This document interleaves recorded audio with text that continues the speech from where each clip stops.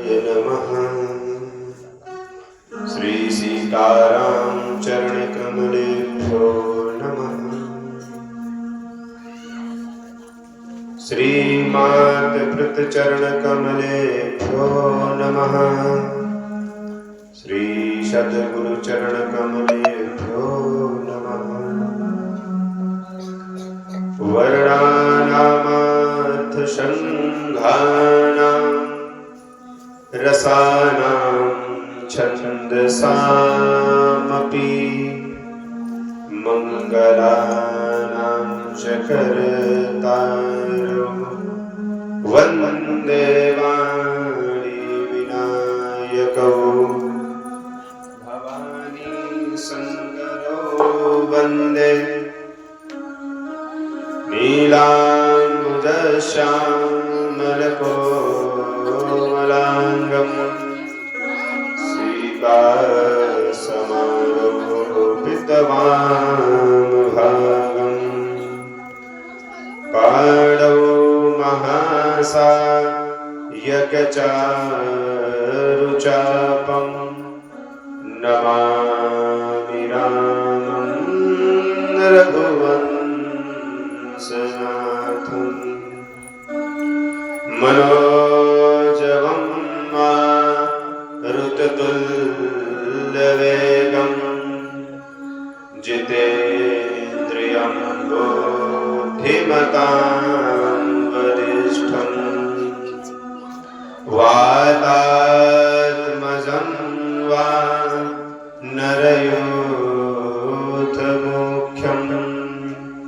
श्रीरामदूतं शरणं प्रपद्ये। श्रीसीतानाथसमारम्भां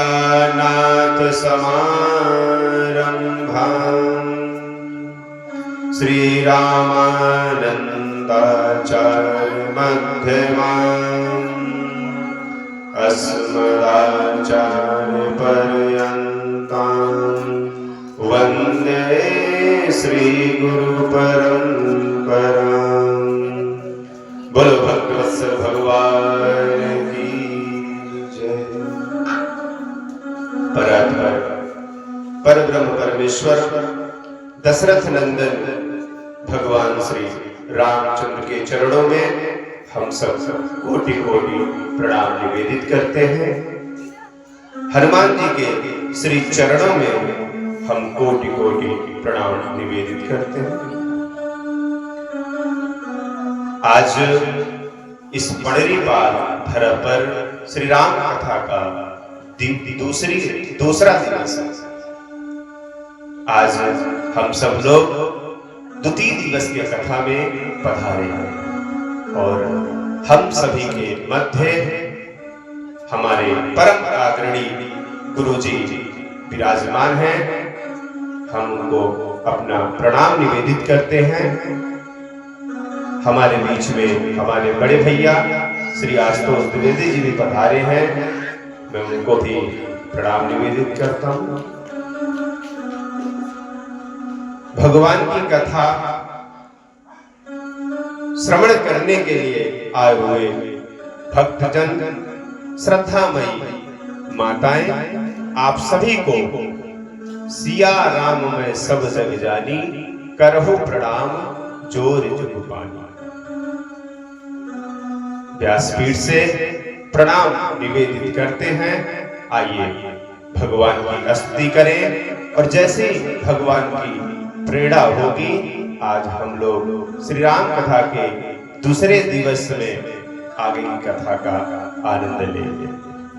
आइए हम सब लोग बड़े भाव से भगवान का नाम लेंगे। बोलो गणेश भगवान की जय। मंगल मूर्ति मारुति नंदन, मंगल मूर्ति मारुति नंदन, सकल अमंगल मूल निकंदन, सकल अमंगल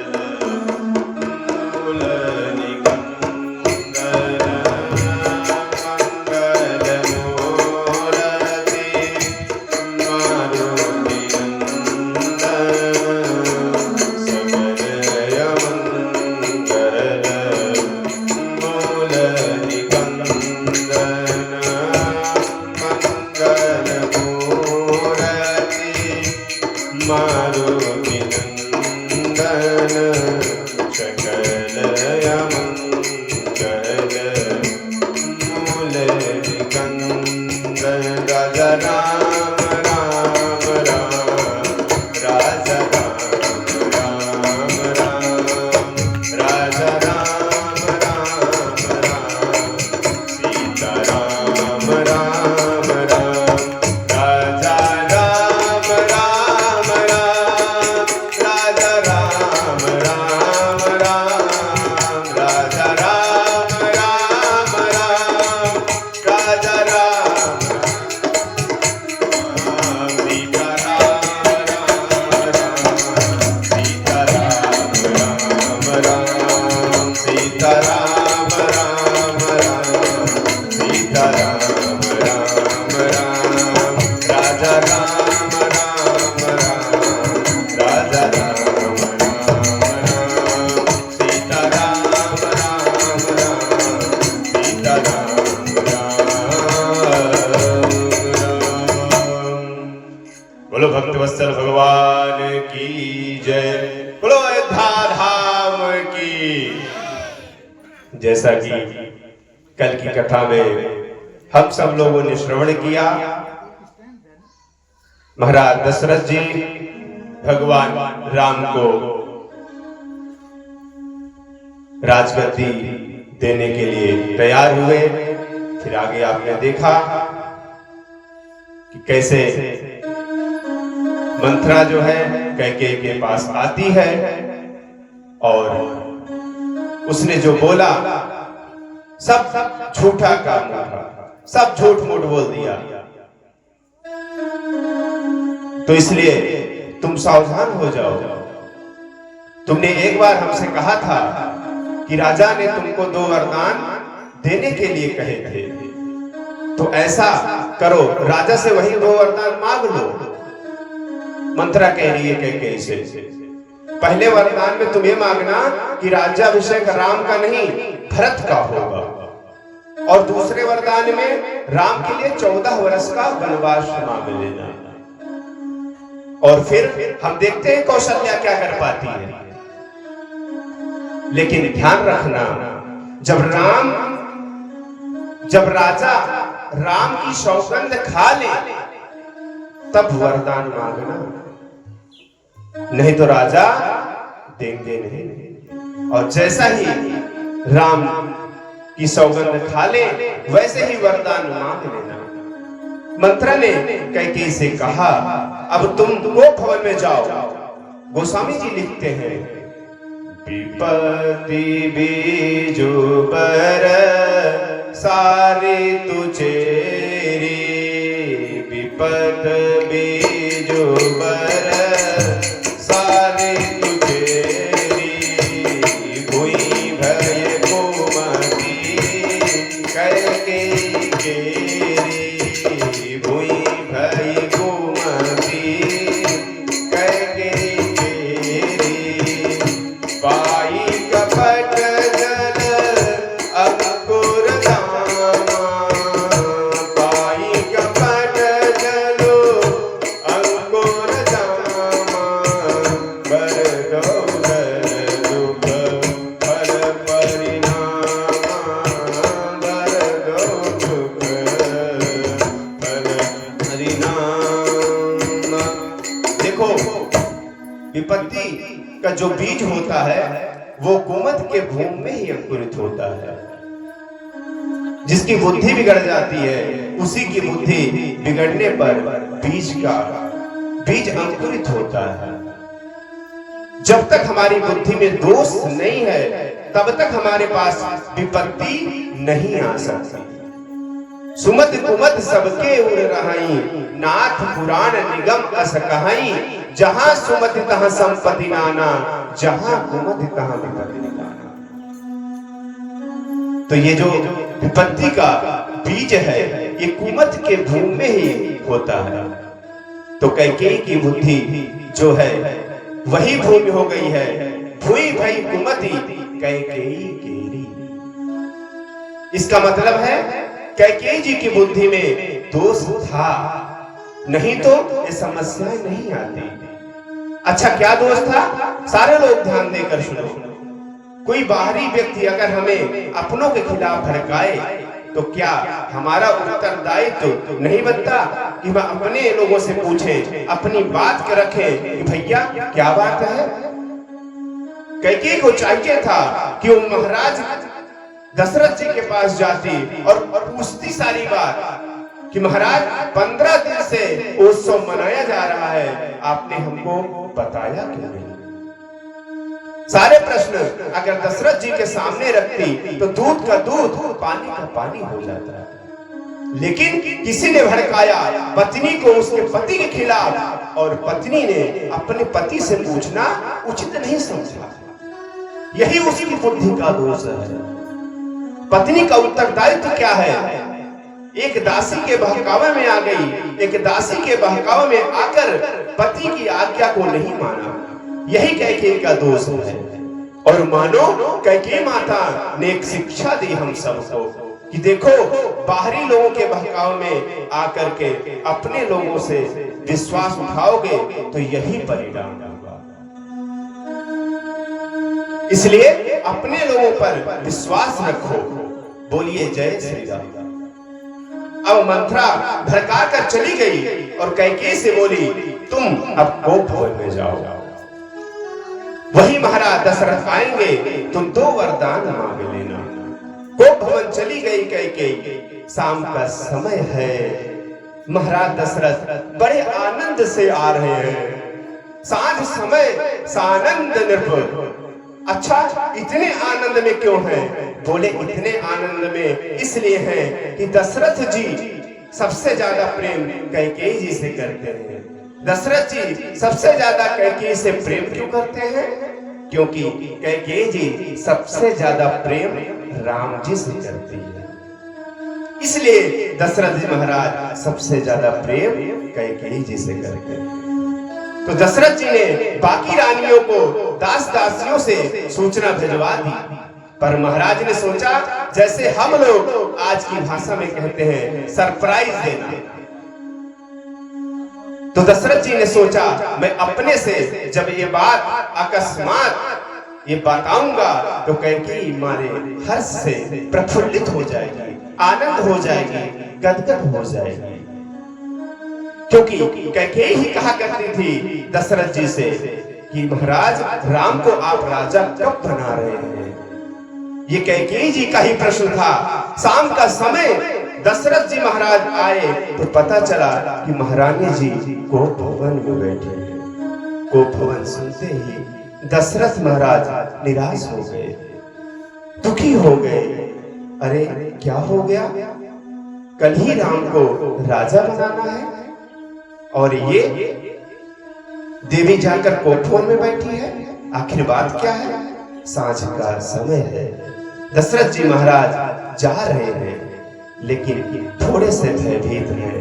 भय बस अगहुड़ परई न पाओ। ये भय किस लिए है? ये भय इसलिए है कि दशरथ जी को कहीं न कहीं एक शंका थी, जो कार्य सिद्ध नहीं होता ना, उसी की सूचना हमको कहीं न कहीं से मिल जाती है। दशरथ जी महाराज को भी ऐसा लग रहा था कि कहीं न कहीं ऐसा ना हो राम जी का राज्याभिषेक में कोई बाधा आ जाए। इसलिए दशरथ जी महाराज जी आए और अब आकर के देखा तो कैकेयी जी मोटे मोटे कपड़े पहनकर, आभूषणों को उतार कर कोप भवन में बैठी है। दशरथ जी महाराज कैकेयी के पास आए और पास आकर के दशरथ जी महाराज ने कहा, अरे देवी क्या हो गया? किसने तेरा अनहित किया? तू बता। जिसने तेरा अपराध किया होगा मैं उसे प्राण दंड दूंगा। कैकेयी धीरे धीरे उठ रही है। दशरथ जी ने कहा, अरे भामिनी तू अपने आभूषणों को धारण कर और बता बात क्या है? किसने तेरा अपराध किया है? मांग हमसे क्या मांगना चाहती है?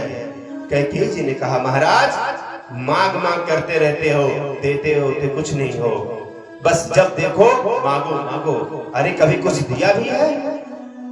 दशरथ जी ने कहा, क्या नहीं दिया तुझे? कैकेयी जी ने कहा, 2 वरदान देने के लिए कहा था, याद है? दिया क्या वो 2 वरदान? दशरथ जी ने सिर पर हाथ रखा कि हे भगवान, अरे तू 2 के बदले 4 मांग ले। वरदान तू तो जानती है मेरा जो स्वभाव है भूलने का है, इसलिए 2 के बदले 4 वरदान मांग ले। मैं तैयार हूं देने के लिए, बता क्या मांगना चाहती हो? और अगर मैं कुछ झूठ कह रहा हूं तो मैं राम की सौगंध खाता हूं, मांग मुझसे। रघुकुल रीति सदा चली आई, प्राण जाए पर बचन न जाए। रघुकुल रीति सदा चली आई, प्राण जाए पर बचन न जाए। दशरथ जी महाराज ने कहा, अरे देवी, ये तो रघुकुल की परंपरा है, हमारे प्राण चले जाएं पर वचन नहीं जाते। मांग जो मांगना चाहती है। कैकेयी जी ने देखा दशरथ जी ने राम की सौगंध खा ली है, तो कैकेयी अपने स्थान पर खड़ी हुई, आभूषणों को पहनने लगी। आभूषणों को पहनते हुए वो महाराज दशरथ जी से कह रही है, महाराज, मैं आपसे वरदान मांग रही हूं, ध्यान देकर सुनो। सुनाहु प्राण प्रिय भावत जी का, देहु एक बर भरत ही टीका। मांगऊ दूसर बर कर जोली, पूर्वहु नाथ मनोरथ मोरी। तापस बेस विशेष उदासी, 14 बरस राम बनवासी। कैकेयी जी ने कहा, महाराज, ये प्राणनाथ, मैं पहला वरदान आपसे मांगती हूँ कि राज्याभिषेक राम का नहीं भरत का होगा। और दूसरा वरदान मैं ये चाहती हूँ कि राम के लिए 14 वर्ष वनवास दिया जाए। वनवास शब्द जैसे ही दशरथ महाराज जी ने सुना, सुनते ही दशरथ जी महाराज सिर पर हाथ रखकर सोचने लगे। ऐसा लग रहा है जैसे सोच को भी सोच हो गया हो। इतना कष्ट है, जब बड़ी देर तक दशरथ महाराज जी नहीं बोले तो कैकेयी बोल पड़ी, महाराज, भरत की राउर पूत न होई, आने मोली बिसाही की मोही मोही। खरीद के लाए हो क्या? भरत आपका बेटा नहीं है, मुझे मोल खरीद के लाए हो क्या? जो सुनी सरस लाग तुम्हारे, जो सुनकर तुमको बाण जैसे लग रहा है, और अगर ये बाण जैसे लग रहा है तो काहे न बोले हूं वचन संभारे, संभाल कर वचन क्यों नहीं बोलते? दशरथ जी महाराज समझ गए कि लगता है आज समय अनुकूल नहीं है। दशरथ जी कहते हैं, अरे देवी, अपने आप को संभाला, अपने आप को संभाल कर दशरथ जी कहते हैं, हे देवी, मेरे लिए राम और भरत में कोई भेद नहीं है। मोरे भरत राम दुई आंखी, सत्य कहूं करी शंकर राखी। अरे देवी, मैं भगवान भोलेनाथ को साक्षी मानकर कहता हूं कि मेरे लिए राम और भरत में कोई भेद नहीं है। मेरे लिए वही राम, वही भरत। एक बात बता देवी, कोई अपने आंखों से भेदभाव करता है क्या? कोई ये कहता है कि मेरी दाहिनी आंख से मैं ज्यादा प्रेम करता हूं, बाईं आंख से कम प्रेम करता हूं? कोई नहीं कहता। इस प्रकार का जब व्यक्ति अपने आंखों के समान स्नेह करता है, वैसे ही मैं राम और भरत से बराबर प्रेम करता हूं। ये तो मेरे दो नेत्र हैं, लेकिन देवी तुमने जो दूसरा वरदान मांगा है ये कुछ बड़ा असमंजस लग रहा है। तूने दूसरा वरदान क्यों मांगा है? मैं कल ही दूत को भेजूंगा, दूत जाएंगे, कल ही भरत जी को बुलाकर लाएंगे और हम बड़े प्रेम के साथ भरत को राजा बनाएंगे। देवी ये तो जो तूने दूसरे वरदान मांगा है यही मुझे समझ में नहीं आया, जिसका स्वभाव इतना सुंदर है। हमारे आशुतोष गुरु जी मंच पर विराजमान हो गए हैं, हम उनको प्रणाम करते हैं। एक बार तालियों के साथ उनका स्वागत करेंगे। वो अपने माँ के साथ कैसे अनहोनी कर सकता है? जास स्वभाव अरही अनुकूला, सो किम करही मातु प्रतिकूला। दशरथ जी महाराज कहते हैं, अरे देवी जिसका स्वभाव शत्रु के भी अनुकूल है और राम अपनी माँ के खिलाफ कुछ गलत कैसे कर सकता है?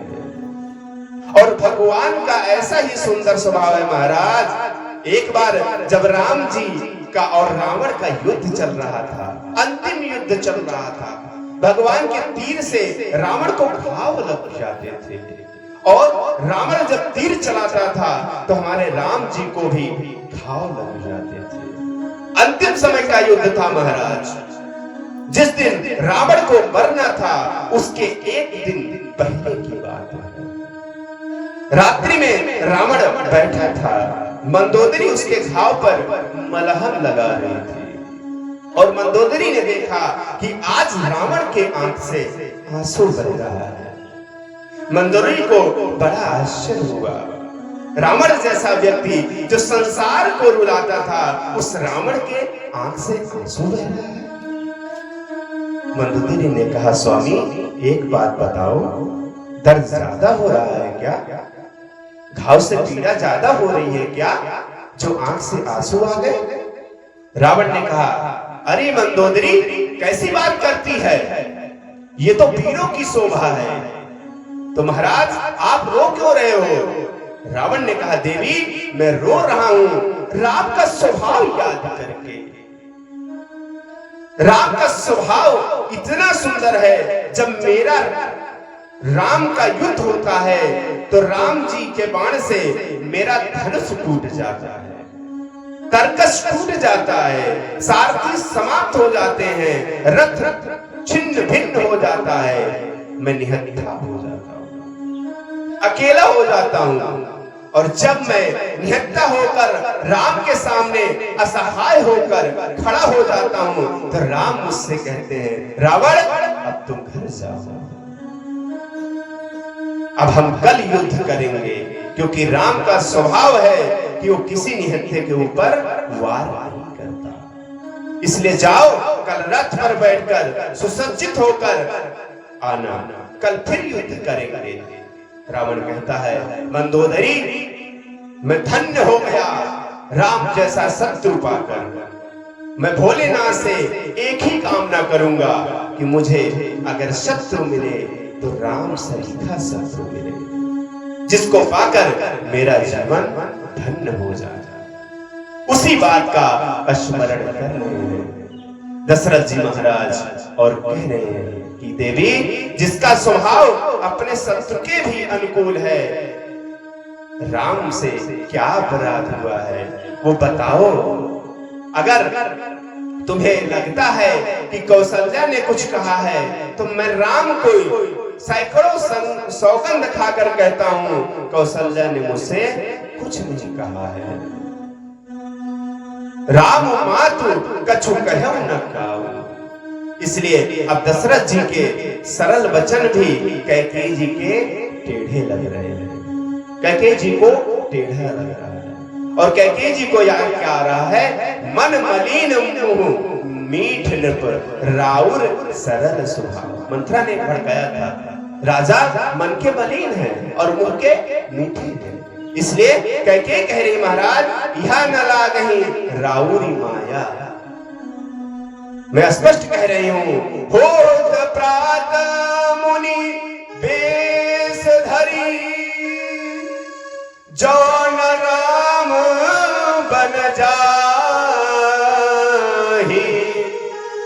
मोर मरन राउर अजस निप समझई मन माही। ये कहते हुए आज हम अपनी वाणी को यहीं पर विराम देंगे। आगे की कथा गुरुदेव बड़े भैया श्री आशुतोष दुबे जी आपको सुनाएंगे। हम सब लोग कथा का रसपान करेंगे। एक भजन के साथ हम जो है अपनी वाणी को विराम देंगे। बोलो सियावर रामचंद्र की। राम का नाम लेकर जो मर जाएंगे, राम का नाम लेकर जो मर जाएंगे, ओ अमर नाम दुनिया में कर जाएंगे। राम का नाम लेकर जो मर जाएंगे, ओ अमर नाम दुनिया में कर जाएंगे। राम का नाम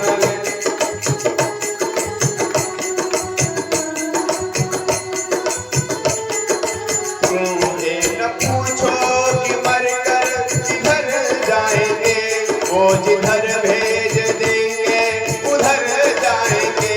ये न पूछो कि मर कर किधर जाएंगे, वो जिधर भेज देंगे उधर जाएंगे।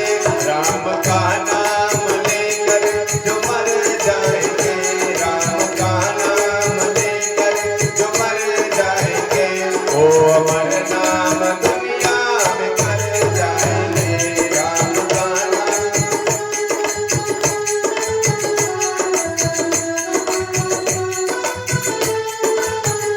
टूट जाए न माला हरि नाम की, वरना अनमोल मोती बिखर जाएंगे।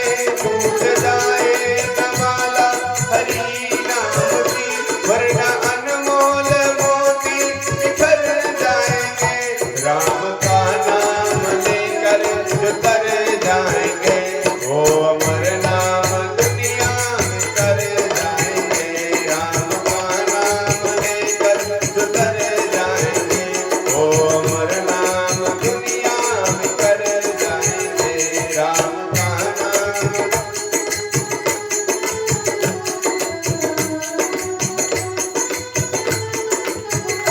आप मानो न मानो खुशी आपकी, हम मुसाफिर हैं कल अपने घर जाएंगे।